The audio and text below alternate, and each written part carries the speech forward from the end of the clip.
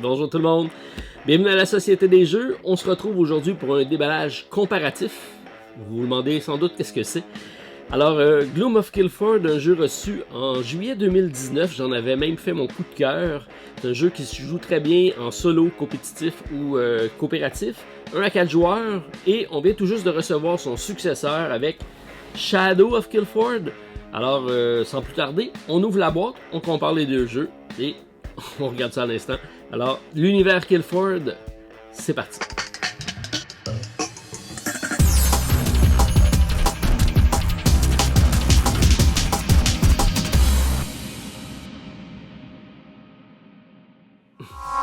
Alors, qu'est-ce que Gloom of Guildford?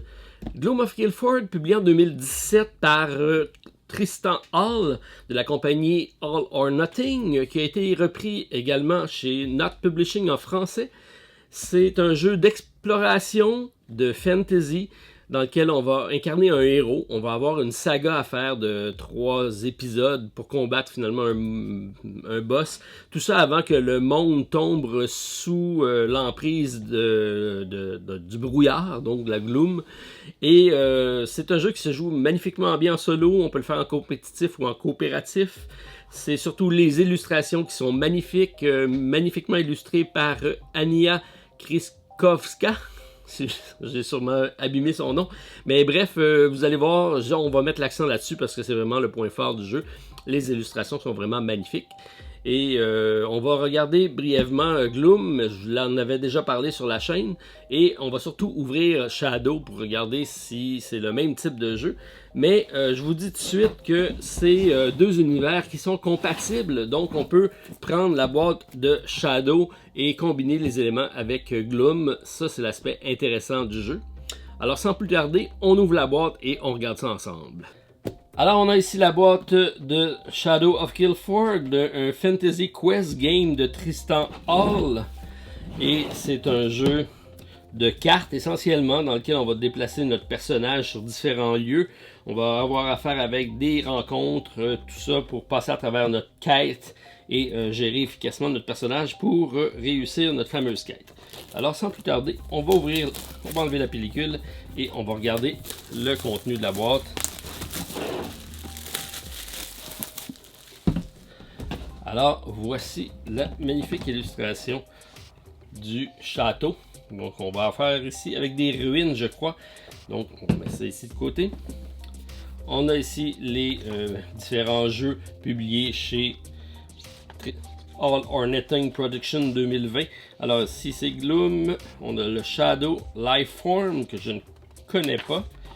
On a un Kickstarter qu'on a reçu 15,65 et c'était disponible avec 10,66, donc 2 jeux de cartes, encore une fois magnifiquement illustrés. C'est le point fort du jeu. On a ici un livre de règles qui ressemble sensiblement à notre autre jeu, puisque l'ensemble des composantes sont relativement les mêmes. On a des jetons de fate qui vont nous permettre de faire des succès, nos jetons de points de vie, des jetons d'action, notre monnaie qui est l'or, des petits trèfles qui sont des hidden, donc on peut se cacher, on a des obstacles, on a des loot qu'on va piger, donc ça reste sensiblement la même chose. On va avoir à composer une grille de 5 par 5 pour nos emplacements, ça aussi ça change pas. On a des encounters avec des lieux, donc 3 paquets selon les types de lieux qu'on va rencontrer, ça aussi c'est la même chose. Les rewards, les anciens, les skills, les plots, les nights, donc tout ça, ça reste identique au gameplay. C'est beaucoup le même jeu dans un univers différent. Ils l'ont fait identique pour être capable de combiner les deux jeux. Alors on a ici la nomenclature des différents personnages qu'on va avoir à rencontrer. Les skills, les encounters. Donc c'est en anglais pour la version de Shadow. Je ne crois pas que Not a repris l'association avec Tristan pour refaire le deuxième en français. Mais sachez que le premier était disponible, je pense que ça a été complètement vendu, les exemplaires, mais vous pouvez peut-être en trouver sur le marché usagé à voir. Donc beaucoup de texte quand même, mais c'est quand même un gameplay assez fluide, assez facile à jouer. Et l'aspect intéressant, c'est les sagas. Donc on a une série de 3 cartes qu'on va avoir pour notre personnage. C'est différent d'un personnage à l'autre. Et on va tout ça essayer de faire notre finale contre un boss. Alors c'est assez intéressant puisque les 4 personnages du jeu ont 4 façons de jouer avec 4 sagas différents. Et je sais que dans le Kickstarter, on a des sagas supplémentaires. Ça aussi, ça va être assez bien. Alors, la phase de nuit, comment ça se passe, les agilités, les définitions, les habiletés, donc tout ça avec des mots-clés. On voit quand même que c'est assez costaud comme règle. On parle de 27 pages de règles, donc c'est pas rien. Mais un bel index ici pour se retrouver. Alors, faut passer à travers, mais ça reste quand même sensiblement la même chose que le premier. On a ici le livre de règles du premier. On avait exactement 27 pages et on voit que c'est sensiblement pareil. Donc, on a tout simplement affaire avec un univers différent. Ici, on a nos jetons. Je sais qu'on va avoir certains jetons supplémentaires. Donc, on a ici nos personnages, parce qu'on va faire affaire avec des standees. Donc, un genre de magicienne. On sait beaucoup des personnages féminins dans le jeu. Donc, magnifiquement illustrés. On a ici des rewards. Ok. Des jetons de loot. Ça va aller dans un grand sac, donc on va pouvoir récupérer de l'argent, 3 pièces d'argent, des potions, des bottes, de la bière, un vendeur, donc c'est toutes des choses qu'on va pouvoir rencontrer. On voit que certains ont été déplacés. Ça c'est intéressant, j'avais pas ça dans l'autre, ça c'est un jeton qu'on va avoir de nouveau, puis là on voit qu'ils sont quand même différents. Donc on a probablement la grille de 5 par 5 ici et ça dit où est-ce que on va rencontrer le fameux personnage. Donc c'est différent d'une place à l'autre. Ça doit être l'emplacement pour mettre les rewards à découvrir. J'enlève ça ici.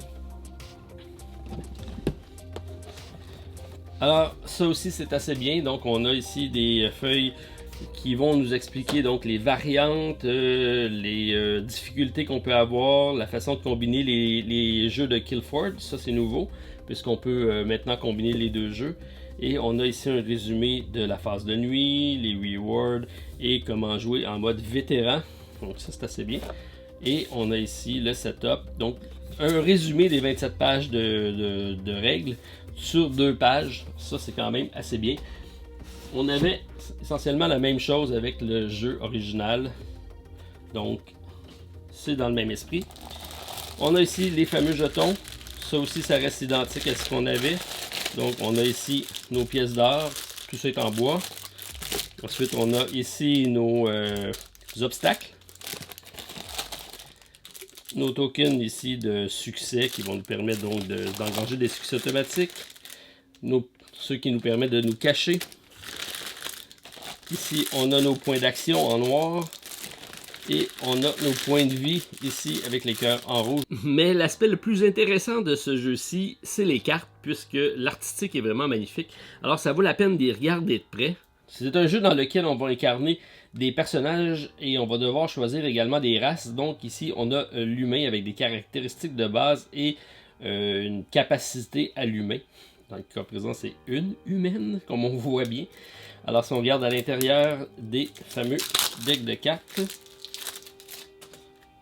donc on a ici les humains, les vampires, les séraphes.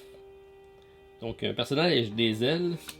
On a ici le Shape Changers, donc il peut changer de forme. Le Watcher, le Spirit Walker. Okay, c'est un personnage avec mi-tigre et Veilborn, un démon. Et fait à noter, on a ici tous les personnages féminins, mais on les a également en masculin. Donc tout aussi sexy, avec ici le fameux tigre.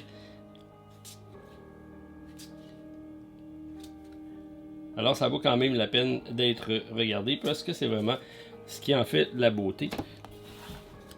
Alors même chose ici, on a le Plague Outbreak, donc Outbreak, chapitre 1, 2, 3. Donc chacun des personnages vont avoir donc des chapitres à passer avec des prérequis pour les faire. Ça aussi c'est assez bien fait. On va avoir ici des encounters, Donc, on peut regarder un peu l'artistique des cartes parce que, comme on vous dit, c'est vraiment ce qui est très bien. Les cartes sont de bonne dimension, de belle qualité également. C'est très agréable à jouer avec ça. Ce que j'ai également acheté pour le premier jeu, qui est Gloom of Kilford, c'est des cartes surdimensionnées pour les lieux. Parce que ces cartes-ci vont aller sur nos cartes de lieu et à ce moment-là, ça cache les cartes. Donc, on peut avoir les cartes de grosseur tarot pour le lieu. Ça nous permet donc de voir les cartes, les emplacements des cartes lorsqu'on va rajouter les cartes Encounter par-dessus. Alors, c'est des compétences qu'on va devoir acquérir pour les. Donc, avec le dé ici, ça me prend un au niveau de la force. Donc, c'est toutes des choses pour les débloquer avec des caractéristiques à faire. Donc, ici, j'ai différents sagas. Donc, on voit ici Chapter 1, Chapter 2, 1, 2. Donc, c'est plusieurs aventures à faire. Ça, c'est très bien. Il y en a quand même pas mal. Ça me semble un petit peu nouveau également. Ok, ça va être bien. On y va avec un autre paquet de cartes. On va avoir nos lieux ici probablement. Donc ici c'est les cartes de type plot. Alors c'est donc différentes cucubines. Ok, c'est un quest d'honneur pour défi. Et là on voit qu'on en a plusieurs. Ça c'est tout l'emplacement, donc les plots. On va les regarder de l'autre côté. Je vais juste faire mon tri. Alors on a ça ici. Donc pour la rejouabilité, ça c'est bien parce qu'on en a quand même plusieurs. Et c'est toutes des mini-aventures, si on veut, différentes d'une à l'autre. Chacun des monstres, tu vois, c'est Bishop of Pride. Lui, c'est River of Malice. Et c'est plusieurs de ce personnage-là. Donc chacun des personnages vont avoir différentes aventures qui vont être en lien avec notre personnage, notre boss final, si on veut. Ici, on a les cartes de nuit. Donc c'est le même principe que le jeu de base avec Shadow et Gloom. C'est des événements qui vont arriver en jeu. Et on voit ici l'emplacement où est-ce qu'on va les mettre. Donc ici c'est Full Dance. Donc c'est des cartes qui, quand on va piocher, on va pouvoir interagir dans ces lieux-ci. Donc ça crée une espèce de mini-histoire ici en même temps. Donc c'est assez intéressant. C'est sûr que la version française c'est mieux parce qu'on a quand même pas mal de texte au niveau du jeu. Mais c'est quand même fort agréable. Surtout avec les illustrations qu'on a ici. Alors ici, on a des cartes de lieux. Donc les lieux qu'on va avoir vont être du côté, en partant tous du côté visible. Donc si je vais ici avec le château, on va avoir un lieu qu'on va pouvoir interagir. Et lorsqu'il va tomber sous la brume, donc il va devenir embrumé donc dans le shadow. On va le tourner de côté et on va avoir des compétences qui vont changer. On voit ici qu'on a un -1 lorsqu'on va interagir. On a un texte ici qui apparaît. Donc le lieu commence à être envahi. Donc c'est un peu le timer de notre partie. À chaque fois qu'un lieu va être envahi par le shadow, il va devenir de plus en plus difficile et on va devoir réussir notre aventure avant que l'ensemble des 25 sites tombent sous le shadow. Alors c'est quand même assez bien fait.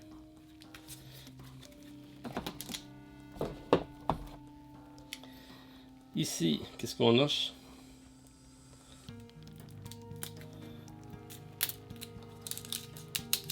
découvre en même temps que vous. Ça semble être peut-être des séparateurs de cartes, on va voir. Donc effectivement, si on regarde ça ici, parce que j'ai Gloom of Kilford, donc ça nous permet de mettre les cartes, toutes les cartes dans une boîte. Shadow of Kilford, c'est des séparateurs. La nuit, Gloom. Alors, ça va nous permettre de bien ranger notre boîte. Parce que là, je pense que la boîte, on va pouvoir mettre l'ensemble des cartes des deux jeux. Ça, c'est assez bien. Alors, ici, on a d'autres cartes.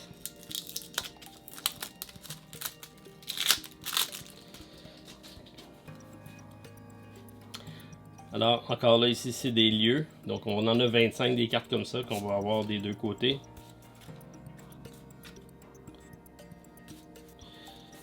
C'est nos cartes de lieu. Alors on peut les regarder rapidement.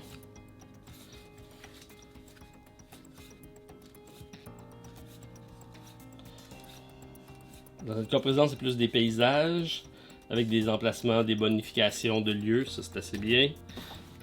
Ici, on a des items qui vont pouvoir nous aider avec nos quêtes, donc on va pouvoir éventuellement se servir de notre argent pour aller acheter. Dans le cas présent, c'est une potion qui va me permettre d'un poison. Alors, toutes sortes de choses qu'on va pouvoir utiliser. Bodyguard, donc j'ai des personnages également. La clairvoyante, la danseuse. Donc ça, c'est des personnages secondaires avec qui on va pouvoir interagir et qui vont venir nous aider dans nos quêtes. Et l'artistique, comme je vous dis, c'est quand même le côté vraiment positif par rapport au jeu. Très très réaliste, très bien réussi. Ça vaut la peine d'être pris quelques instants pour les regarder.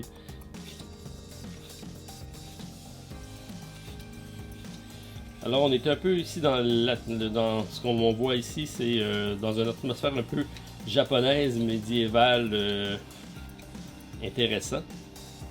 Vraiment intéressant. Il y a énormément de cartes que vous pouvez voir.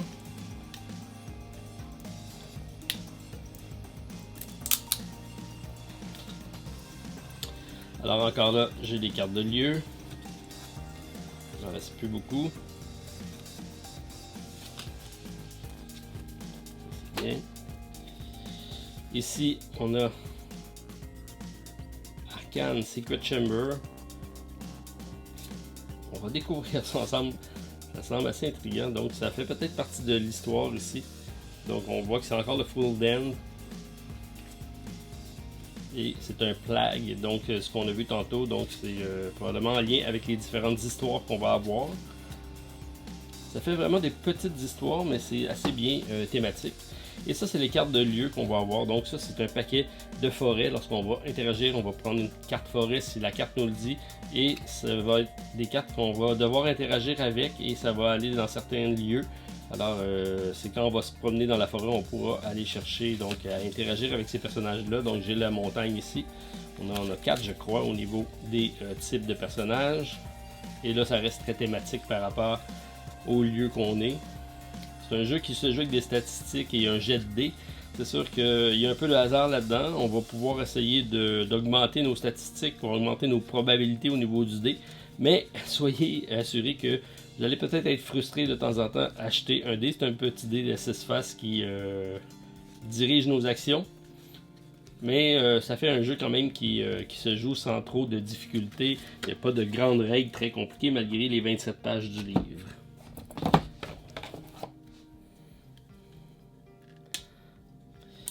Et je continue avec ce deck-ci. Donc c'est le dernier deck de cartes que j'ai. Donc on vous dit, ici c'est les plaines, ici c'est les Badlands. Donc c'est 2 emplacements également ici qu'on va pouvoir utiliser. Et ici j'ai les classes. Alors on va sauter directement aux classes. Et ici j'ai les habilités des fameux boss. Donc le Bishop of Pride, River of Malice, Raider of Flesh et Seance of Sorrow. C'est les 4 personnages finaux qu'on va pouvoir interagir avec. Et les fameuses classes ici. Donc j'ai la sorcière, diaboliste. Intéressant. Le samouraï, le Lordess Bucci, le monk, donc le moine, le chevalier, le ninja et Yakuza. Donc très intéressant. Donc on va mixer ces classes-là avec nos personnages, donc les types de personnages. Ça va toujours faire des combos différents, donc ça va aussi augmenter la rejouabilité. Des petits socles pour les standees et nos dés pour nos parties. Donc c'est quand même des dés marbrés, sont bien, sont costauds. Ça fait. Et ça, c'est le sac dans lequel on va mettre l'ensemble des jetons qu'on a ici. Donc, ces jetons-ci vont être dans notre sac et on va aller éventuellement piocher des récompenses dans notre fameux sac. Alors, l'ensemble des composantes sont sensiblement les mêmes. J'ai quelques ajouts par rapport au jeu de base qui est de Gloom, mais c'est les mêmes composantes pour être capable d'être mixés les deux en même temps. Alors ça, c'est bien. J'ai deux petites surprises également. Donc j'ai Gloom of Killford que je vous disais avec Pimp My Gloom. C'est les composantes de luxe si on veut pour pouvoir avoir des cartes de type tarot. On va ouvrir ça, on va regarder ça. Et une petite extension ici qui est de Gloom of Killford. Les cartes qui avaient été mises à l'index. Intéressant, intriguant surtout. Mais c'est tout petit. Vraiment un petit jeu de cartes. Alors hâte de voir. Ça a coûté très cher pour ces quelques cartes-là. On va découvrir ça. Donc, on ouvre la boîte ensemble. Donc, c'est essentiellement les mêmes composantes que le jeu de base. C'est juste qu'on a des cartes de référence. Puis, on a des composantes de luxe. Avec de l'artistique également qui est alternatif, si on veut. Mais ça reste... c'est pas un ajout de matériel. C'est essentiellement la même chose que dans le jeu de base. Donc, vous vous rappelez les lieux qu'on vient de regarder. Mais on les a ici vraiment en plus... Donc, ça c'est une carte de lieu standard et ça c'est une carte de lieu grosseur. Donc, ça me permet de mettre la carte, comme on voit. On fait un encounter. Donc, on va mettre la carte ici et on peut quand même voir le lieu sur lequel on est. Donc, c'est assez bien. C'est pas une dimension atypique, mais c'est vraiment fait pour que la carte fait dessus. C'est sûr qu'on a 25 cartes comme ça à mettre sur la table, donc ça va prendre plus de place qu'un jeu de base. Mais bon, je ne l'ouvrirai pas. J'ai de la misère. Mais vous comprenez, j'ai réussi. Donc, rapidement, c'est la même chose que ce qu'on vient de voir. Par contre, ça, c'est celui du jeu de base. On a nos 25 cartes de base. Du côté Shadow, ou Gloom dans le cas du premier jeu. On a des dés supplémentaires marbrés qu'on n'avait pas dans le premier jeu. Alors, on a ici une carte d'elfe supplémentaire avec une notice female elf character was. Ok, c'est un reprint d'une carte qu'on avait. Peut-être qu'il y avait des modifications par rapport à la carte ici. Donc, ça nous permet d'avoir ça. On a des socles supplémentaires pour les cartes, j'imagine. On a un gros sac. Belle qualité. On a ici nos carte de référence, donc un autre format si on veut, qui est intéressant. Donc j'en ai une série ici, j'en ai 4. On a des sacs de rangement, des tokens supplémentaires de plus grosse dimension. C'est pour ça qu'on a des standees. Je pense que les cartes, nos standees sont plus gros. Et c'est un artistique, si on veut, alternatif par rapport à nos standees. Donc c'est quand même très bien au niveau du premier jeu. Si vous remarquez, là, c'est de belle qualité. On les a ici de chaque côté. On a l'autre ici. C'est vraiment l'aspect vraiment du jeu qui est excessivement bien réussi. C'est l'artistique. Donc ça reste juste de l'embellissement de jeu. Mais juste pour les cartes de grosseur supérieure pour être capable de mettre nos cartes par-dessus, ça c'est quand même bien. Alors si on passe maintenant à notre dernier petit paquet qui est celui-ci, qui est notre mystère. Alors ça a été mis à l'index, pourquoi? On va le découvrir ensemble, alors on ouvre ça. Alors on a ici un set de 12 duplicata de cartes qui est déjà compris dans Gloom of Killford. L'original art qui a été mis Too Terrified, Too Racist. Ok, donc on dit que ça a été remplacé parce que ça n'a pas passé au niveau acceptation, mais ils ont tenu à le publier quand même. Donc ça en fait une pièce de collection. C'était très cher pour ce petit paquet de 12 cartes là. Je pense que c'était 16$. Alors on va voir si ça vaut la peine. Je pensais que c'était plus gros que ça. On va découvrir ça ensemble.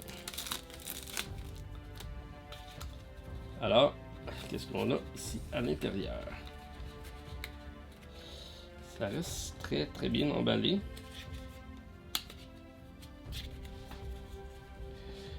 Alors voilà, Gloom, ça s'ouvre. Oh, on a vu ça il n'y a pas longtemps. Oh, ok. Donc, peut-être trop sexy. On va voir ça.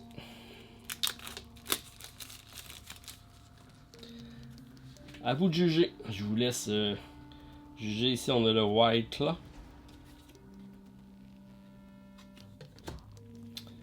Trader.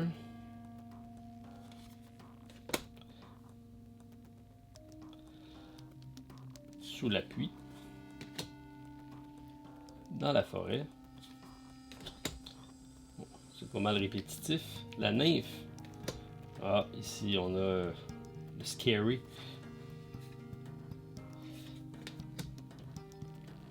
Ok. Rien à mettre à l'index à mon avis, mais bon. Ça fait vendre des cartes supplémentaires. À vous de voir si ça vaut la peine. C'est quand même... artistiquement, c'est quand même bien réussi. Alors, comme vous voyez, ça fait passablement le matériel, un coup déballé, tout ça. Il y a quand même pas mal de cartes au niveau du jeu. L'artistique, comme je vous dis, c'est le point fort. Et le gameplay est très très fluide. J'avais bien aimé ma première partie. C'est un jeu quand même assez difficile. Il faut avoir les bonnes combinaisons et un peu de chance au dé pour passer à travers. Donc, content d'avoir Shadow of Killford. Reste à voir si le gameplay va être différent. On va le découvrir et éventuellement combiner les deux jeux, ça pourrait être intéressant. Alors, vous avez apprécié, pouce en l'air, commentaire à la vidéo, puis on vous revient très prochainement avec peut-être un gameplay. Répondez au sondage et on regarde ça bientôt. Bye tout le monde, à la prochaine.